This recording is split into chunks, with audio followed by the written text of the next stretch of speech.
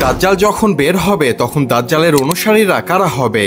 এইটা নিয়ে অনেকের মধ্যেই প্রশ্ন রয়েছে, তবে এর উত্তর রয়েছে হাদিসে। দাজ্জাল যখন পৃথিবীতে আত্মপ্রকাশ করবে তখন বিশ্বের বহু মানুষ তার অনুসরণ করবে, কিন্তু হাদিস মোতাবেক 3 শ্রেণীর মানুষ দাজ্জালের সবচেয়ে বড় অনুসারী হবে। প্রথম শ্রেণী হলো ইহুদিরা। তারা নবী ঈসা আলাইহিস সালামকে মিথ্যা নবী বলে দাবি করেছিল এবং হত্যার পরিকল্পনা করেছিল।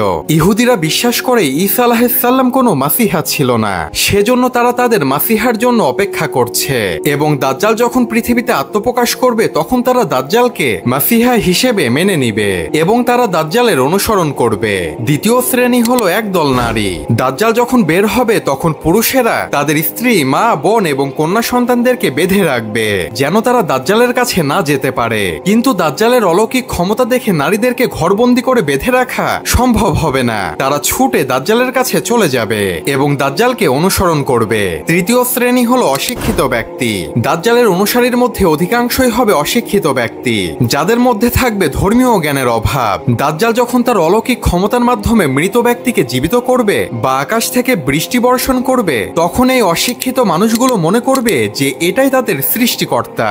এই বলে তারা দাজ্জালকে অনুসরণ করতে লাগবে এবং দাজ্জালের পূজা করবে।